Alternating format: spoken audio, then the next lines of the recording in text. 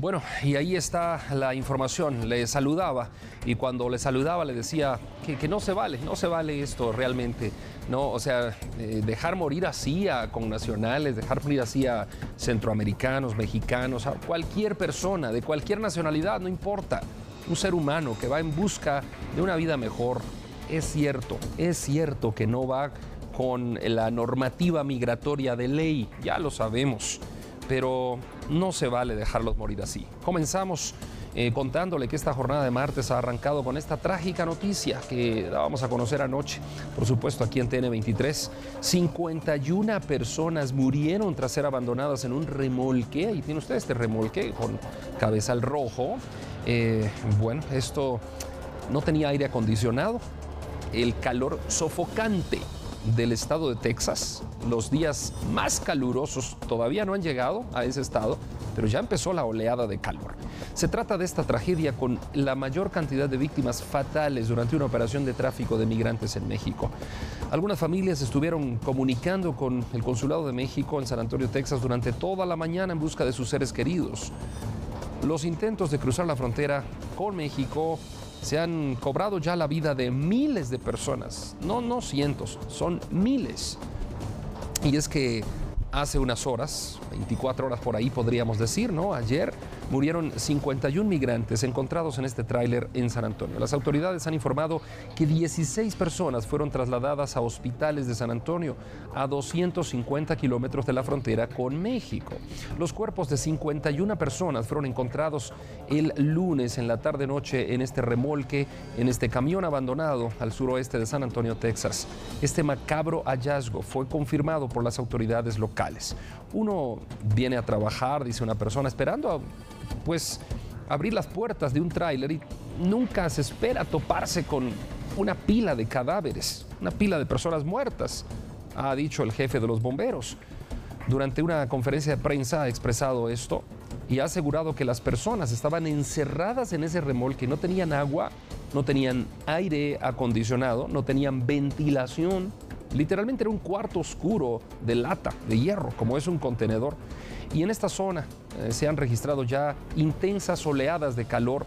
Los servicios de emergencia rescataron, como le digo, a 16 personas, 12 adultos y 4 menores de edad, pero lamentablemente 51 personas estaban fallecidos. De los fallecidos, 39 son hombres, 12 son mujeres, la mayoría han sido identificados como mexicanos, pero hay algunos guatemaltecos y también hondureños ya identificados. Qué difícil situación, ¿no es cierto? Es una noticia trágica, una noticia difícil realmente de asimilar, ¿no? Morirse hacinado dentro de un tráiler por la oleada de calor es impresionante, pero autoridades del Ministerio de Relaciones Exteriores aquí en Guatemala ya se pronunciaron tras la identificación de varios guatemaltecos que viajaban en ese tráiler. El canciller Mario Búcaro se refirió a la identificación de al menos 7 ciudadanos guatemaltecos dentro de los migrantes fallecidos en un camión en San Antonio, Texas, Estados Unidos. Sumamente consternados y enviamos nuestras muestras de condolencia a todas las familias que han perdido a sus hermanos o miembros de sus familias en esta terrible tragedia en San Antonio. Desde primeras horas el presidente Alejandro Yamatei nos ha instruido a brindar todo el apoyo a estas familias. En este momento tenemos confirmadas a 7 personas de nacionalidad guatemalteca. Sabemos que también hay hermanos mexicanos y hondureños también que han sido afectados por esta terrible tragedia, pero adicionalmente a esto venimos trabajando de la mano del gobierno de Estados Unidos, de México, para encontrar a los responsables y hay 3 personas que han sido sindicadas ya por este terrible delito y impondremos todas las penas necesarias y el peso de la ley para encontrar a los responsables y coadyuvar con los gobiernos para que ellos presenten todas sus declaraciones y puedan ser sujetos de la justicia. Adicionalmente a eso, nuestros equipos consulares ya se encuentran en el lugar, están visitando tanto las morgues como los hospitales para determinar cuántos guatemaltecos más han fallecido. Se practicarán las pruebas dactiloscópicas y todas las pruebas necesarias de ADN para determinar la identidad de aquellos. Por su parte, el cónsul guatemalteco en Del Río, Texas, realizó una visita a una ciudadana guatemalteca hospitalizada en Texas con el fin de brindarle ayuda humanitaria. Hemos localizado a una connacional para para lo cual, realizando coordinaciones efectivas con el hospital, hemos logrado realizar la entrevista consular y prestarle toda la asistencia consular debida. Asimismo, nos hemos comunicado con sus familiares para informarles sobre la situación médica, que se encuentra bajo observación, pero estable. Las autoridades del Grupo de Concentración de Consulados del Triángulo Norte de Centroamérica fueron convocados para una reunión con los médicos forenses del condado Bixar, con el fin de dialogar sobre el proceso de identificación de los fallecidos. El 9 de octubre de 2021, 126 migrantes haitianos fueron abandonados dentro de un contenedor en Guatemala mientras intentaban cruzar a México. El 5 de mayo de 2022, en una carretera del estado mexicano de Veracruz, fueron localizados 275 migrantes dentro de una caja de un tráiler que fue abandonada en el sector. El 7 de junio fueron localizados 366 migrantes hacinados en otra caja de otro tráiler en Chiapas. Y ayer, todas estas personas, 51 personas fallecidas, 16 heridos, y ahí está el detalle de la noticia.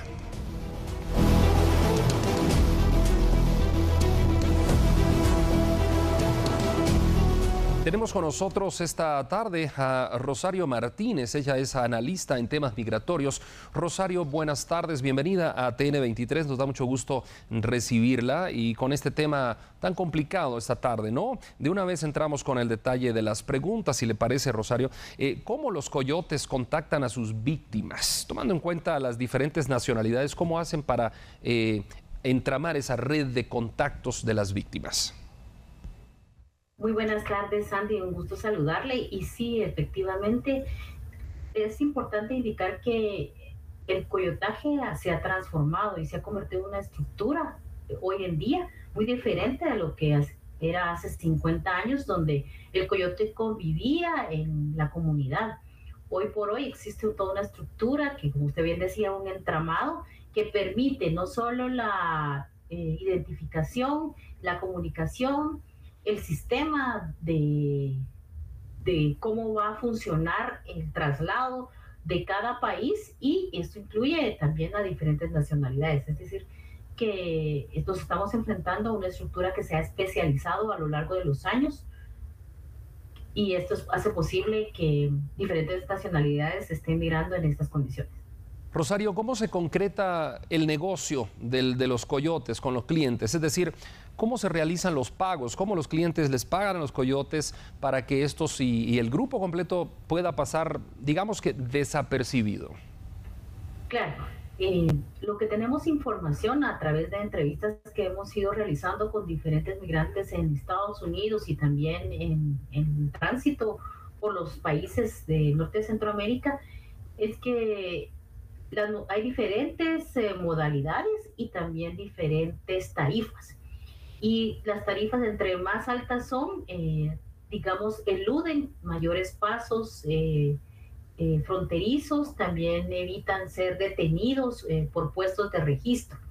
Pero ¿cómo es esto posible? Esto es posible porque las estructuras en las puestos de registro, también en las fronteras, están cooptados. Y hay una industria de la migración que hace posible que existan viajes donde las personas lo hacen transbordando diferentes transportes, como también lo que conocemos los viajes VIP, que se desplazan en diferentes aeropuertos de los países por avión y llegan a su destino hasta Estados Unidos, a la casa del migrante, quien seguramente lo está esperando. Es decir, es complejo.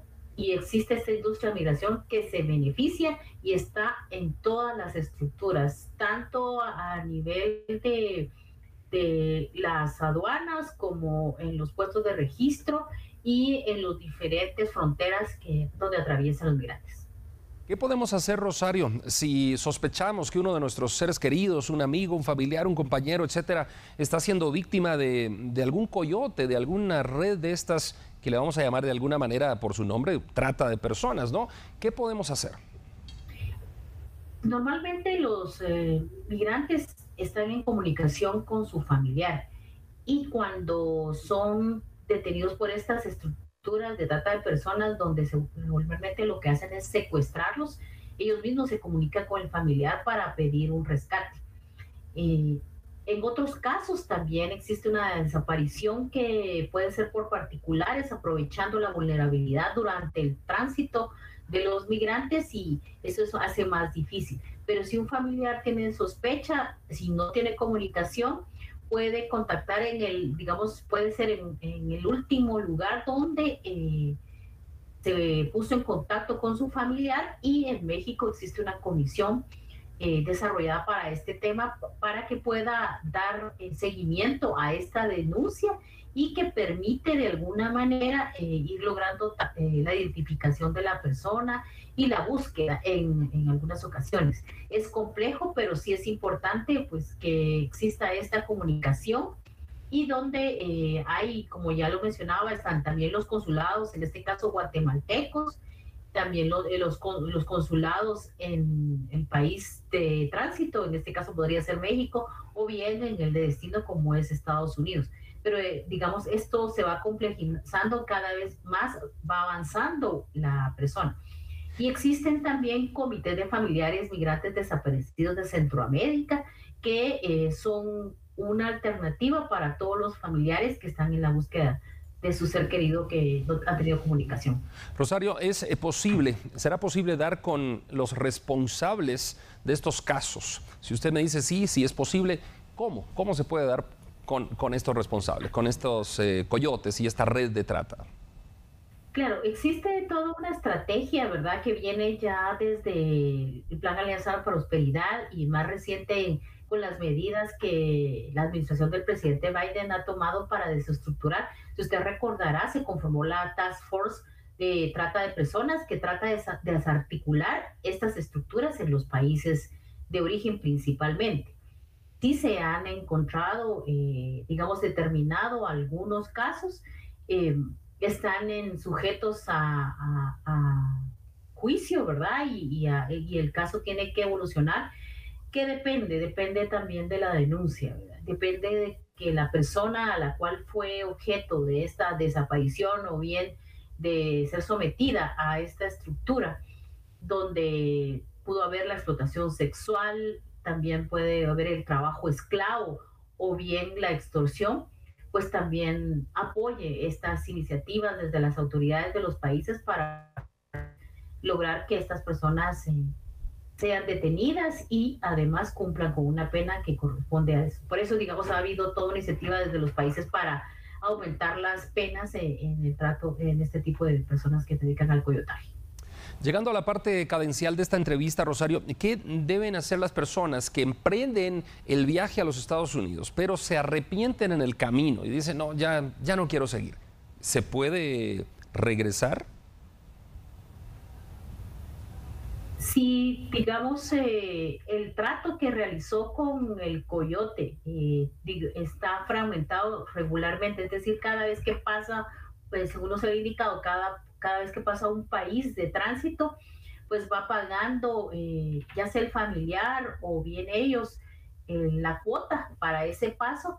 Esto le permite tener la posibilidad de decidir regresar, y para ello pues se puede abocar a sus autoridades, y lo han hecho muchísimos migrantes, se entregan a las autoridades fronterizas y se procede a su respectiva deportación. Claro, entendiendo de que esto pues tiene una penalización por haber ingresado de manera irregular. Sin embargo, hay otras condiciones donde es imposible, ¿verdad?, poder tomar la decisión de regresar, y eso pues dependerá de las condiciones en las que haya hecho el trato con el coyote o esta estructura para poder desistir.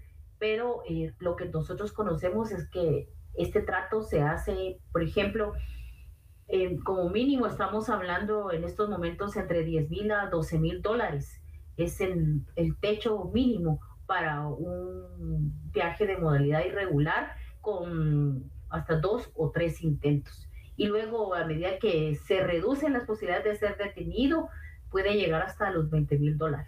Entonces es complejo, Andy, porque hay una estructura de trata de personas también que se aprovecha sobre todo de los más jóvenes, ¿verdad?, de las mujeres o de los niños, ¿verdad?, para tráfico de órganos. Entonces nos entramos a una nueva modalidad de migración que también pone muy vulnerables a los migrantes. en su intento de cambiar sus condiciones de vida, ¿verdad? Y es preocupante.